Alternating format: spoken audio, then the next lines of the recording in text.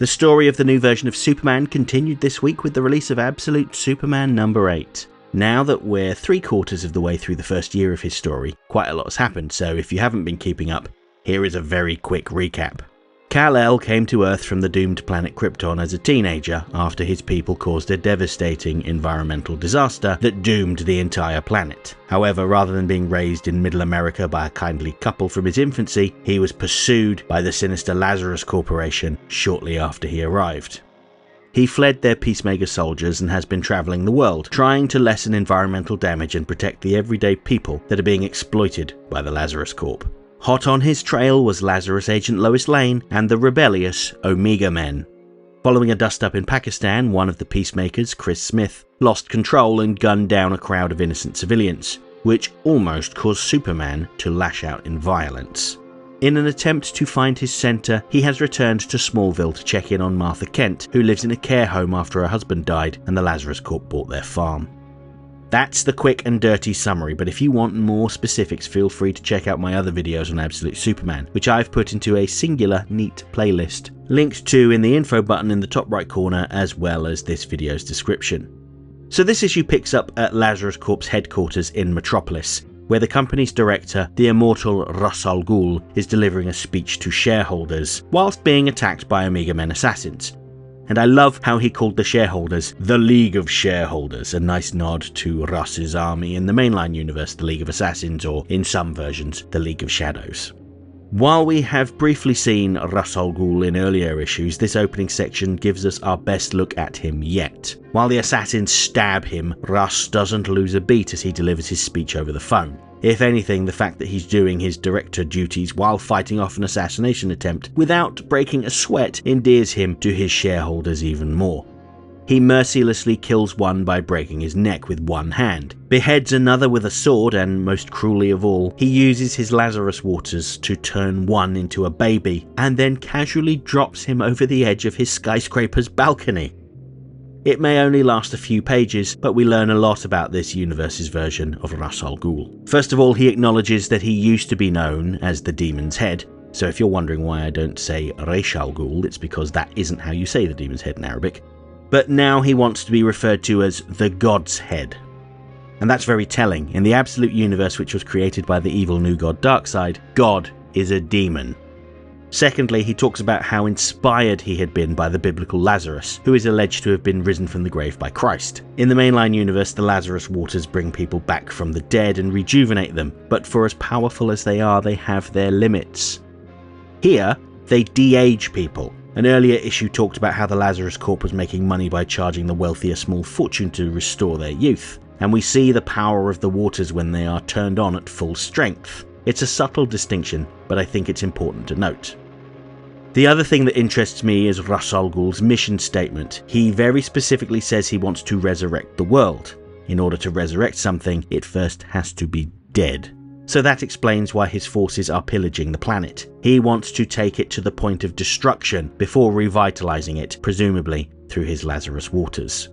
This is a really interesting take because he wants to achieve the same thing as the mainline universe's Ra's al Ghul. It's just his methods are pretty much exactly the opposite, which is quite fitting for the Absolute Universe.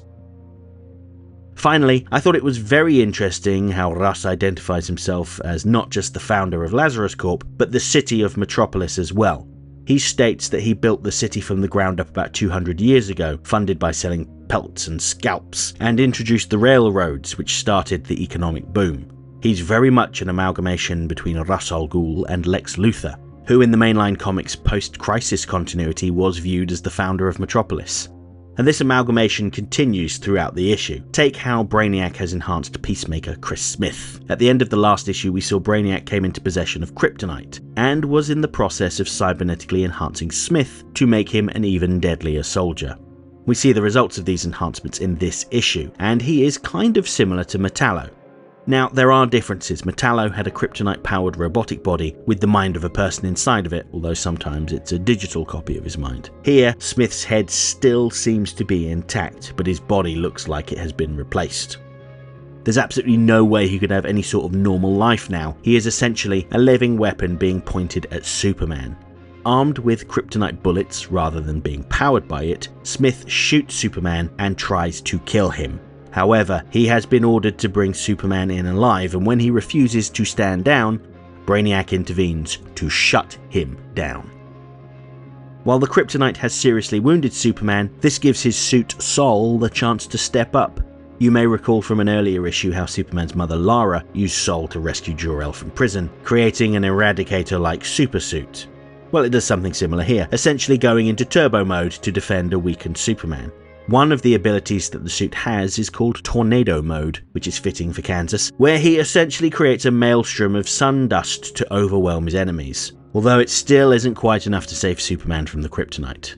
While much of this issue revolved around Lois Lane, Agent of Lazarus, and Jimmy Olsen, one of the Omega Men, arguing over who knew what was best for Superman, at the end of the issue, it's the Omega Men that come to the rescue. Take note of the fact that the Omega Men make use of boom tubes to travel. This is the technology of the new gods, including Darkseid, which suggests that the Omega Men aren't quite as heroic as they seem. They claim to have the same objective as Ra's al Ghul. They want to save the world, but their methods are very different. The Omega Men want to stop the Lazarus Corp from ravaging the planet, and they believe that will save everyone. Ra's al Ghul and the Lazarus Corp meanwhile believe that humanity is a parasite that will cause ruin, and he plans to destroy everyone before revitalizing the planet.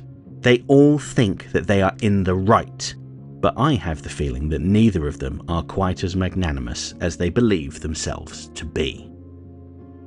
Absolute Superman 8 is available from all good comic shops now.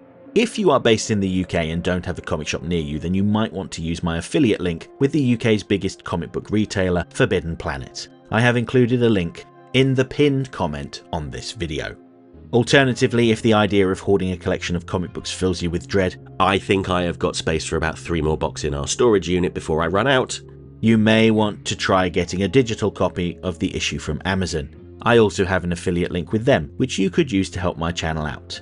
This is also included in the pinned comment. To those that have read this issue, what did you think? Despite all the big changes in this universe, it seems like the only thing that remains unchanged is Ra's al Ghul's chauvinism. All this talk of needing a son to continue his legacy while he likely has at least one daughter waiting in the wings, it's all kind of sad, isn't it? Speaking of sad, wasn't it a shame how Martha Kent was so lost to her illness that she couldn't recognise Superman and called into the night for her deceased husband? And do you think that Jimmy Olsen's mask is cool? I think that its cool factor was reduced by about 15 points, just through being associated with him, but hey, that might just be me. Let me know what you think in the comments below. Next time. I'll be back next week when the new big arc of Absolute Batman kicks off and introduces Absolute Bane. There's been a lot of discourse about this issue online, and I'm quite looking forward to seeing how this abominable mass of muscle turns out. As there's only one Absolute comic next week and it's Pride Month, I want to release a short video about the late Kevin Conroy's autobiographical comic Finding Batman, which was published shortly before he died. It's a deeply personal story about how his life experience, both as a gay man in the 80s and growing up in a dysfunctional family, helped him find his now iconic voice of Batman. Hope to see you then.